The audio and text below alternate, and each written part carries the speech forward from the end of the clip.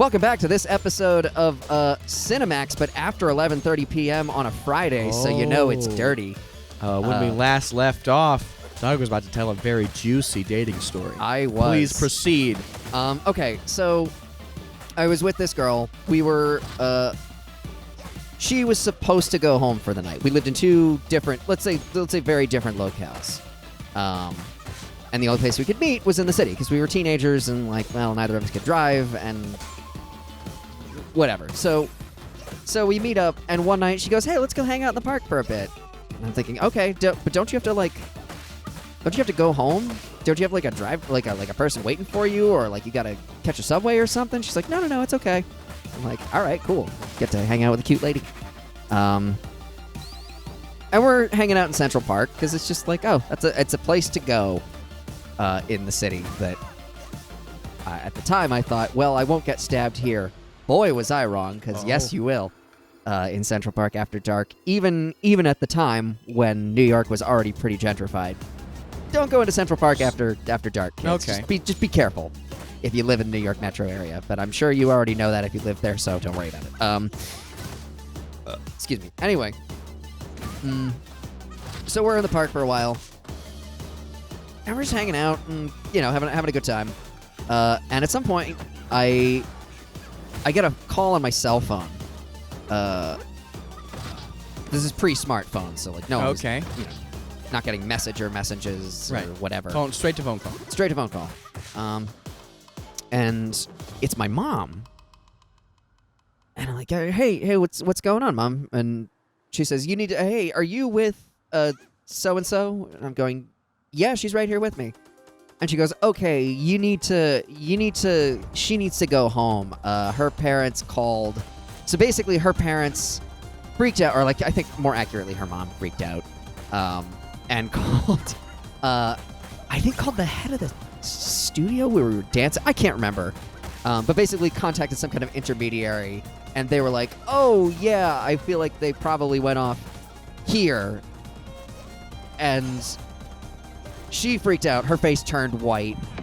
And for whatever reason, I was sort of nonplussed by this. My mom sounded just sort of cut and dry about it, like, oh, yeah. I think This is just the thing, you need to do this now, please. Thank you very much. I think her parents are wondering where she is. Just, she needs to go. If you're with her, tell her to go home. It's like, okay, cool.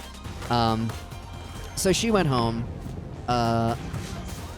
and got in trouble. Which, yes, I personally, yes, I take responsibility for that. It takes two to tango, obviously. But I think it's really funny because she got in trouble. She was like grounded or whatever for a week. Oh. Not only did I not get in trouble, as soon as I got home, my parents, who like, I've never not known my parents to be busy in my life. Yeah, okay.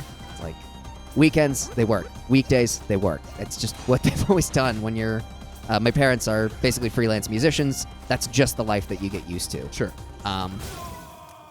So they were home after like a gig or something. So they were just tired, and they were on the couch, and they were watching the Super Bowl. I had forgotten, like, oh shit, the Super Bowl's happening tonight. Oh, okay. Not a big fan of football. It doesn't do anything for me one way or another. But it was great because it was ranked D. Well, yeah, whatever. Good. Hold on a sec. Let's pause for plot. Not bad. It's been too long since I've had such a worthy opponent. You're working with the War Syndicate now? Those spoiled rats? No, I don't like their methods. I like what the is going on? What do you know?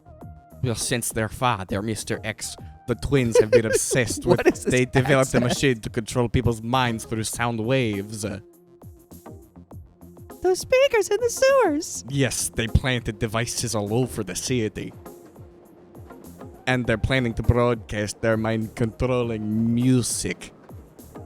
It's pretty good. When? Ask them yourself. They're hiding in this giant, very obvious building. That seems like a very key plot device. You just went around the harbor and walked like 15 miles when you could have just walked straight through Midtown.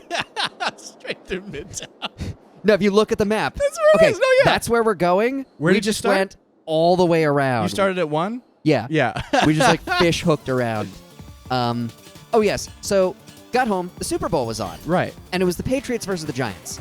Generally not a football fan, but here's the thing. The Super Bowl's a celebratory moment, even if you're not a sports guy. Yeah, you can just get into it because it's like, oh, who's winning? This is the one football game you can care about, and it doesn't really matter regardless.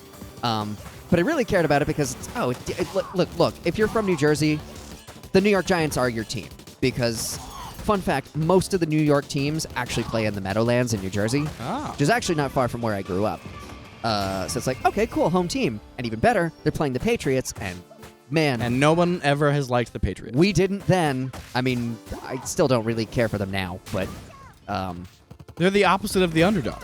And they're the villains in all sports narratives. Which is funny because they're always the heroes in the way that they're portrayed in advertising. Yeah. Which is like a whole race. Like I have many thoughts on that I will share another time. But Sure. for now, yes, the Super Bowl is on. So Super Bowl's on, and it was even better because I'm going, oh, cool, and like this was a Super Bowl where this guy Plexico Burress, awesome name by the way, who's like their receiver, caught a pass at the very last second in the game to break a tie and win the game for the New York Giants. Hell yeah. It was awesome. Like, and I say this again, not as not a fan of football, but a cool moment. This was a really cool moment, and I'm like, not only am I watching this super cool moment with my parents, they're not mad at me for being out. I'm also eating white bean chicken chili. It's delicious. I'm going, yeah, this is pretty cool. And then it dawns on me, oh, not only is this girl at home getting grounded, her dad is also like a huge Patriots fan. Oh no! And like, so the tone in their house is very different. Yeah, like, and they were all very like super protective of their daughter. Which, like, look, I get, like, love your kids, do whatever you feel you have to. But I always thought it was a little silly. It's like, man, I feel like you're just asking for this girl to go wild in her college years and like wind up on meth or ecstasy. Again, just incorrect pronunciation of the drug. Agree to disagree, but whatever. It's not an opinion thing. It's just factually wrong. Okay, all right, okay. And that's why we don't try to pick up live hand grenades. No, you can do it. You can throw them back at her. But anyway, so yeah, there's this tone of defeat and punishment in her house. Meanwhile, I'm eating white bean chicken chili. Just having a ball. Having a time. And watching this New Jersey team just stick it to the Patriots. There you go. It was awesome. Like, I couldn't have asked for a better end to the night. And I remember reviewing this with her after the fact. she's like, yeah, I got this, and I got in trouble. And she's like, what happened to you? I was like, oh, I had some chicken chili. It was good. And of course, I was a teenager and stupid and didn't realize, hey, sympathize with your lady friend, dum-dum. Yeah. Like, she got in trouble and you didn't. I know you don't mean to be a dick about this, but you're kind of coming off as a dick. Yeah, I had a great night. Oh, sorry, I'm sorry, and you. It's like going on a date with a girl to like an arcade and being like, cool, let's play some video. Or being like, really happy to see you here at the arcade. Yeah. Well, I'm going to go play Ninja Turtles. I'll see you later. I'll see you in a minute. It's like, no. You're here with the lady. Hang out with her. That's why you're here. So maybe not a bad date, but definitely a symptom of teenage social awkwardness and the circumstances at the time. True story. I believe that. The relationship, I know you're wondering whether or not it worked out. It did. You guys are married now, actually. She's in the next room over, peacefully sleeping while we rotate this episode. And she hates me. and it's a marriage devoid of any true love. We have not had sex in a decade. It's been too long. And what's more, we've only been married for 6 years. So you do that. Oh, now. That's bad. I don't even know how that works, but I know that's the way it is. That means you have been dating for an additional 4 years. No, which was already also painfully. You were already painfully distant from each other, but still decided to tie the knot anyway. Here's the worst part: we were only dating for 2 years. Where did those other 2 sexless years come from? I know they were attached to her. Disappointment. But I didn't even know who she was at the time. Yes. Now she's hooked on caffeine. I don't know. You see how stupid that is? That sounds. What sounds? If I called caffeine. Shh. Plot. You. The Senate has been corrupted to the police. They want to take control of the population. That's not possible. What you're saying is... At last I found you. Now shoot them. You see this finger? I'm gonna take it.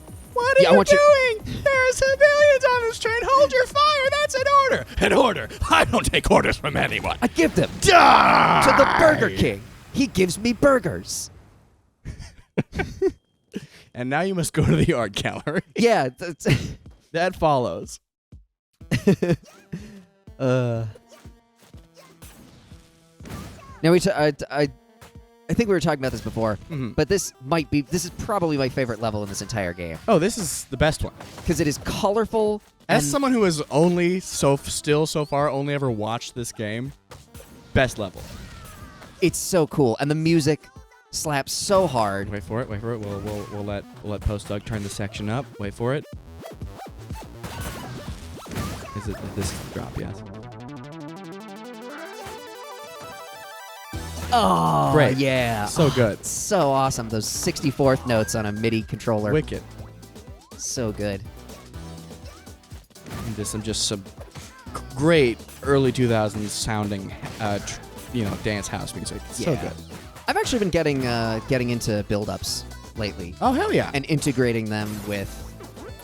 It's like, okay, how do you sort of like an Uptown Funk kind of thing? Like, how do you take a retro dance music sound and apply these sort of modern techno music and house tools. music tropes? Yeah, tropes. Yes, perfect word. Let me put a white noise sweep in here. What does that do for it? Or Sweeps are the bomb. I stand by them quite firmly.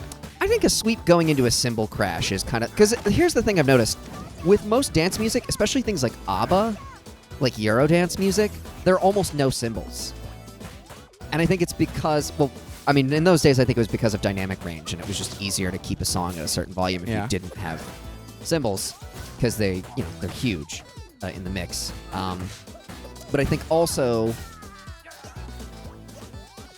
Even in things like Max Martin productions, so like Katy Perry songs, there are cymbals, but you don't really notice them. I think no, they really only mark the beginning of a new section, and they're not like kind of consistently used. Yeah, or they're used in conjunction with white noise sweeps. Yes, which I've noticed. So I'm trying to get into that.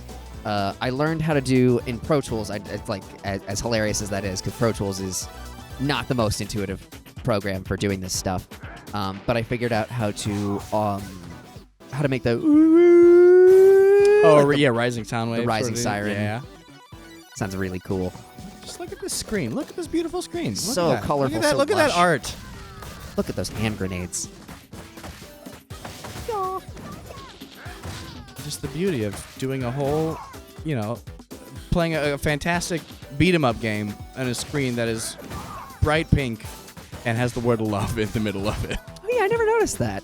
And also pills with human skulls in them?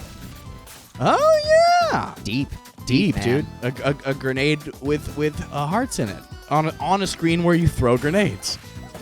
Wow, Symbolism, dog. It's about we live in a society.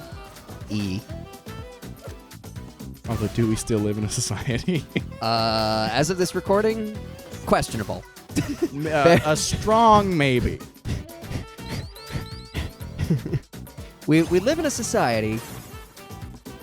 Asterisk. Jury's still out on what that means. What that could be. But boy, we're here. There we go. Kick him. Punch him. And then hit this bitch. Yes. Brass knuckles are for punching. Thank you, large painting. That's very helpful of you. Yeah, but what if the red is supposed to symbolize fruit punch? Damn. Deep. That's right. Hashtag deep. Hashtag deep. That me and Post put a hashtag on that. Yeah, thank you. Appreciate that. Hashtag deep. Let me. Oh fuck! I broke the machine, so I can't do the thing. No. Well, also, that shipping to Paris thing. That's a butt plug. What? Oh yeah. Yep. I love that. So funny. I love that so much. Got the Neo-Cubist painting back there. And oh yeah, and also the fact that even though they introduced the golden chicken at the beginning of the level as a very special item, they're just being thrown out left and right in the back alley behind the art gallery. Right, it's like a pop art thing. Like, yeah, these are a dime a dozen. Yeah, actually. It's the what is it, the hat episode of SpongeBob. We found a whole dumpster of them yesterday. They're worthless.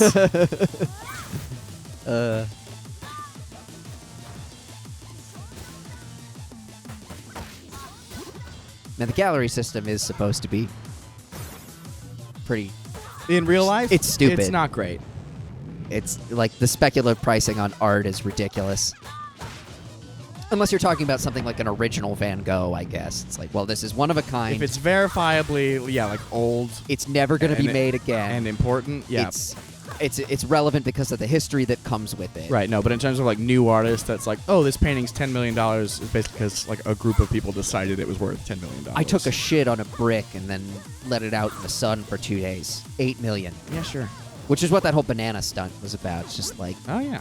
people will pay for bullshit. And like, look, it's art. If nothing else, you could make the argument that art is just a reflection of human expression, even if that expression is cynical, because boy, there's something real cynical about going, yeah, I taped a banana to the wall, buy it, it's art. And I think that was the point of it. I think it was sort of parodying That culture, yeah. yeah. But at the same time, you know somebody bought that for $8 million going, oh, now I'm owning a piece of history. Right. It's like, you And chose. it's like, so yeah, you have validated the artist's point, but also you haven't changed the system. You have perpetuated the bullshit. Yeah. That doesn't allow for like, the accessibility of being a high profile artist to, more people that deserve to be high profile artists. Yeah. Or even to just, make a living off their art because it's good. There goes Snake Lady. But that's okay. That's why we all make OnlyFans and Patreon accounts. But really, mostly OnlyFans accounts. Right. Speaking of which, check out the Raspberry Pi OnlyFans account. Yes. Nudes are free. Feet pics will cost you. Oh, boy, will they. Almost as much as that banana on the wall. And speaking of bananas on the wall, next time on Raspberry Plays, we'll go bananas. On the wall! What? The gravity in this room is very strange. Call the Pentagon. It's an anomaly. Send help. Bye! What?